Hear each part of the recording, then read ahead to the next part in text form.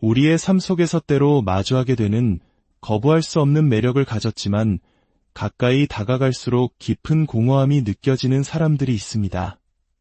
겉으로는 완벽해 보이지만 그 내면에는 무엇이 자리하고 있을까요? 오늘 우리는 인간 심리의 가장 복잡하고 어두운 영역 중 하나인 나르시시즘에 대해, 그리고 그 중에서도 특히 지성을 무기로 삼는 한 유형의 내면을 깊이 들여다보고자 합니다. 이 이야기가 여러분의 인간관계에 깊은 통찰을 주기를 바랍니다. 혹시 보이지 않는 상처로 힘들어하는 이가 있다면 이 지식이 그들을 이해하고 스스로를 지키는 데 작은 빛이 될 수 있도록 잠시 시간을 내어 저희 채널을 구독하고 좋아요를 눌러주시면 감사하겠습니다. 여러분의 작은 행동이 더 많은 이들에게 지혜를 전하는 힘이 됩니다.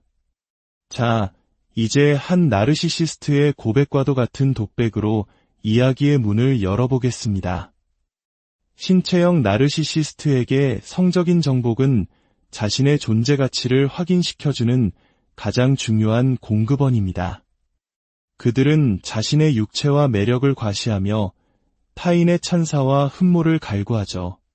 하지만 저와 같은 두뇌형 나르시시스트에게 그것은 아무런 의미가 없습니다.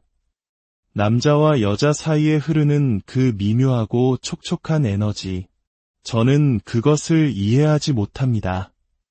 갈망으로 가득 찬 눈빛, 서로를 향해 무의식적으로 기울어지는 몸짓, 그 강렬한 자기장 같은 끌림을 저는 느껴본 적이 없습니다. 제게는 성적 매력이라는 보이지 않는 신호를 감지하는 주파수가 존재하지 않습니다. 물론 제 외모는 앳된 소년의 느낌을 주는 꽤나 호감 가는 인상입니다.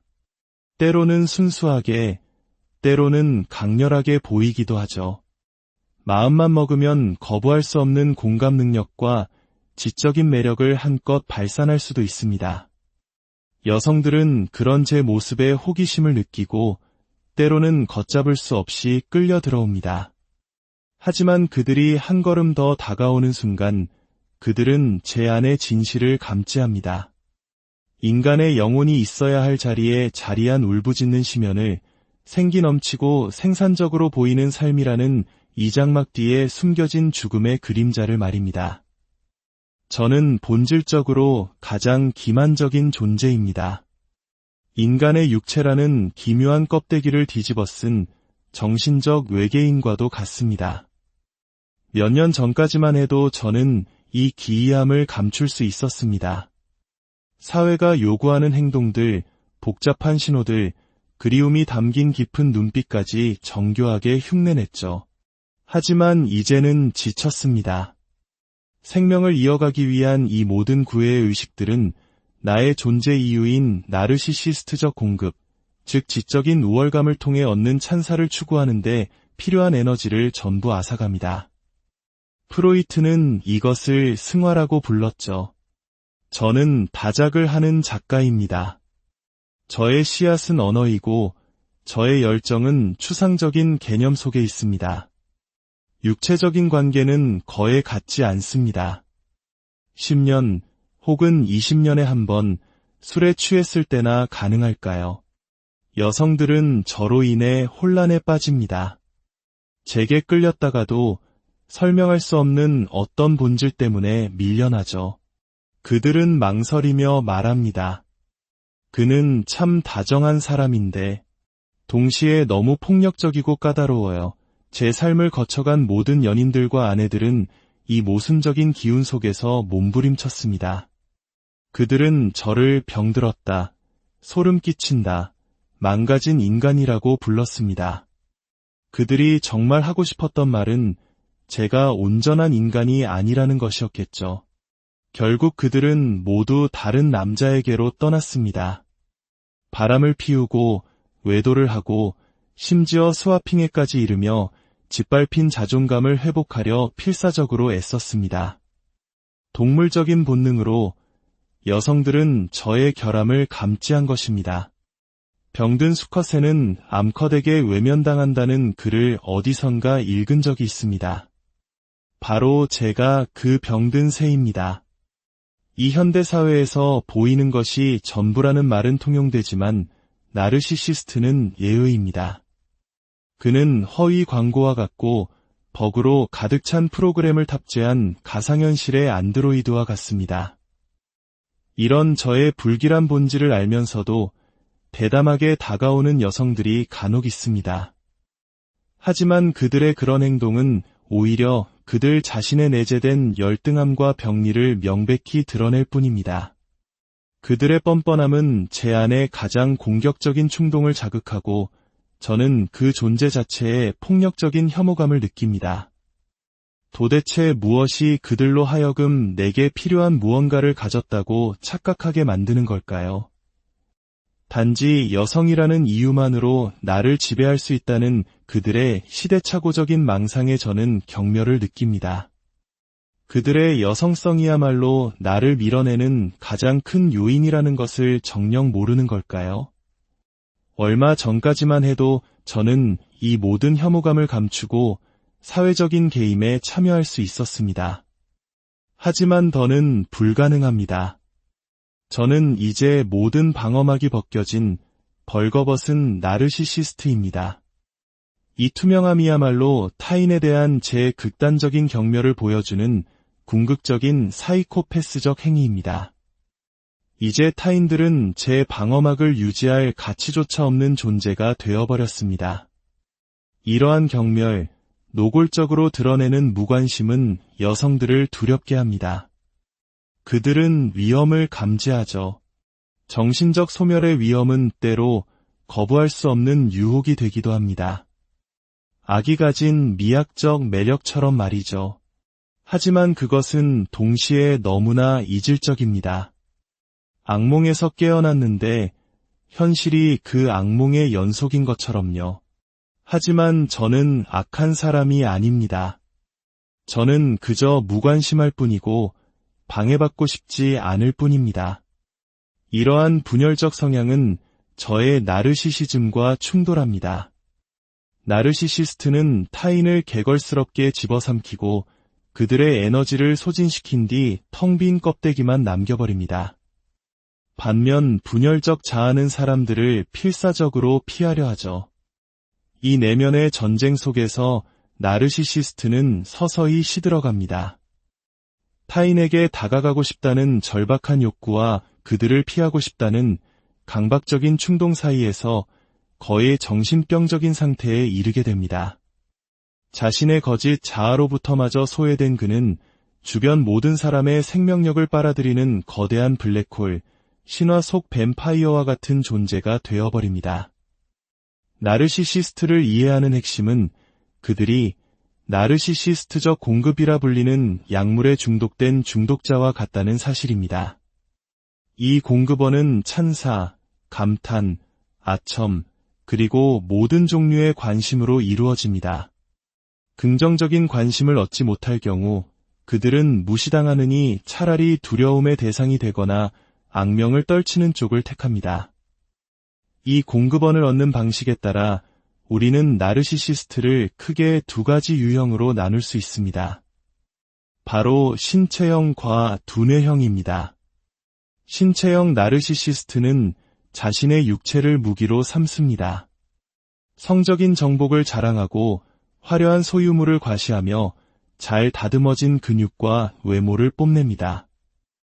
그들의 몸과 육체적 행위는 주변 환경으로부터 절실히 원하는 관심을 얻기 위한 수단입니다. 그들은 종종 섹스 중독자나 히스테리 환자로 묘사됩니다. 그들과의 성관계는 지극히 비인격적이고 감정적으로 소모적인 경험이 되기 쉽습니다. 그들은 기교는 뛰어날지 모르나 정작 그 자리에 영혼은 부재합니다. 사랑이나 애정보다는 기계적인 행위에 가깝고 파트너는 그들의 자아를 확장하기 위한 살아있는 인형처럼 취급될 뿐입니다. 반면 두뇌형 나르시시스트는 자신의 지성을 이용합니다. 그들은 모든 것을 아는 체하며 거만하고 오만한 태도를 보입니다. 그들의 막강한 지성 혹은 지적인 척하는 태도는 타인으로부터 찬사와 감탄을 얻어내기 위한 도구입니다. 이들에게 육체는 지성이라는 고귀한 목표를 추구하는 데 방해가 되는 거추장스러운 짐일 뿐입니다. 그들은 종종 금욕적인 생활을 하며 파트너가 있더라도 실제 관계보다는 포르노그래피나 자위행위를 선호합니다. 성행위 자체를 저급하고 원시적인 충동으로 여기며 자신은 그런 것들 위에 군림하는 우월한 존재라고 믿습니다. 하지만 이 두 유형은 고정되어 있지 않습니다. 삶의 큰 위기를 겪은 두뇌형 나르시시스트는 종종 신체형으로 변모합니다. 실패로 인한 상처를 보상받기 위해 성을 도구로 사용하며 일시적으로 성에 집착하게 됩니다. 반대로 성적인 정복에 실패하거나 질병, 사고 등으로 육체적 매력을 잃은 신체형 나르시시스트는 잠시 두뇌형의 모습을 보이기도 합니다. 대부분의 여성들은 개구리와 결혼하여 그를 왕자로 바꾸지만 나르시시스트의 배우자는 왕자와 결혼했다고 믿었으나 그가 개구리만도 못하다는 사실을 깨닫고 경악하게 됩니다. 두뇌형 나르시시스트의 무성애는 배우자의 환멸에 결정적인 역할을 합니다. 그들은 사실 자기애적 존재입니다. 즉, 타인이 아닌 자기 자신과 사랑에 빠져 있죠. 초기에 두뇌형 나르시시스트는 파트너를 획득하기 위해 일시적으로 신체형의 가면을 씁니다. 이때 그들은 자신의 모든 지성, 창의력, 상상력을 동원하여 파트너에게 평생 경험해보지 못한 황홀한 성적 경험을 선사합니다. 마치 성적인 디즈니랜드와도 같은 이 경험을 통해 파트너는 그에게 완전히 중독됩니다. 하지만 일단 파트너가 자신의 소유가 되었다고 판단하는 순간 이 모든 것은 갑자기 멈춥니다. 성관계는 하루에 몇 번에서 1년에 몇 번으로 급감하고 그는 다시 지적인 탐구의 세계로 돌아가 버립니다. 성관계는 이제 의무나 귀찮은 유지 보수 작업이 될 뿐입니다. 이러한 갑작스러운 변화는 파트너에게 극심한 고통을 안겨줍니다. 파트너는 이 거절을 자신의 문제로 받아들입니다. 내가 매력이 없나? 내가 뭘 잘못했지? 끝없는 자기 비난과 수치심에 빠져들며 스스로를 파괴하는 극단적인 행동으로 내몰리기도 합니다. 아무리 그의 심리를 이해하려 노력해도 침대 옆에서 벌거벗은 자신을 앞에 두고 잡지를 읽는 그의 모습은 결국 거절로 느껴질 수밖에 없습니다. 나르시시스트는 이 상황을 교묘하게 이용합니다. 그는 배우자를 다른 여성들의 관심을 막아주는 방패, 즉 알리바이로 사용합니다. 나는 아내에게 충실한 남편이기 때문에 다른 여자와는 교류하지 않는다고 말하며 스스로를 의로운 사람으로 포장합니다. 동시에 자신의 자유를 억압하고 육체적 쾌락을 막는다는 이유로 배우자에게 은밀한 적개심을 품고 성관계를 거부함으로써 그녀를 처벌합니다. 이 뒤틀린 논리의 고리는 끝없이 반복됩니다.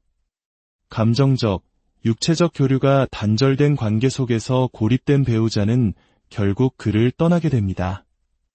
버림받은 나르시시스트는 다시 새로운 공급원을 찾아 나서고 잠시 신체형의 가면을 쓰고 새로운 파트너를 유혹합니다.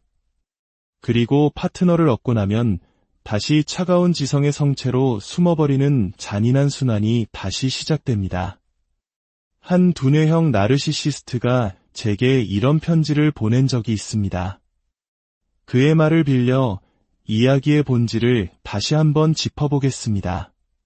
저는 제 위치보다 훨씬 열등한 여성을 선택했습니다. 버림받을 확률이 적으니까요. 구애 기간 동안에는 제가 정상적인 남자라는 것을 보여주기 위해 열정적으로 관계를 가졌습니다. 완벽한 허위 광고였죠. 그 후 저는 오직 저의 연구와 글쓰기, 정신의 세계에만 몰두했습니다. 섹스도, 사랑도, 친밀감도 없었습니다. 아이도, 가정도 없었죠. 제 파트너의 역할은 명확했습니다. 나를 찬양하고 나의 과거 업적을 상기시키며 집안일을 하고 내가 원할 때 곁에 있어주는 것. 그리고 그녀의 무지함이나 문란함으로 대외적으로 나를 창피하게 만들지 않는 것. 그녀가 이 기능들을 수행하는 한 저는 그녀가 누구와 무엇을 하든 신경 쓰지 않았습니다. 그녀들이 다른 남자와 바람을 피웠다고 고백했을 때도 질투심조차 느끼지 않았습니다. 하지만 그녀들이 환멸을 느끼고 차가워지고 나를 언어적, 심리적으로 학대하며 함께하는 것을 거부하기 시작했을 때 저는 공황에 빠졌습니다. 그녀들이 제공하던 귀중한 서비스를 잃을까 두려웠기 때문입니다. 또 다른 여성을 길들이고 훈련시키는 데 드는 시간과 노력이 끔찍했습니다. 그래서 저는 다시 매력 공세를 펼쳤습니다. 섹스와 친밀함, 사랑과 관심을 다시 제공했죠. 하지만 그때는 이미 너무 늦어버린 후였습니다. 그의 고백처럼 나르시시스트에게 관계란 상호작용이 아닌 기능의 문제입니다. 그들은 사랑을 하는 것이 아니라 필요에 의해 타인을 이용할 뿐입니다. 우리가 오늘 나눈 이 이야기는 누군가를 비난하거나 낙인 찍기 위함이 아닙니다. 오히려 우리 자신과 주변 사람들의 복잡한 내면을 이해하고 보이지 않는 심리적 역학관계 속에서 스스로를 보호하기 위함입니다. 만약 당신의 삶 속에 이러한 패턴이 보인다면 그것이 당신의 잘못이 아님을 기억하는 것이 치유의 첫걸음이 될 것입니다. 인간의 마음은 우주만큼이나 넓고 깊습니다. 그 안의 빛과 어둠을 탐험하는 우리의 여정은 계속될 것입니다. 다음 이야기에서 더욱 깊이 있는 통찰과 함께 다시 찾아뵙겠습니다. 평안한 하루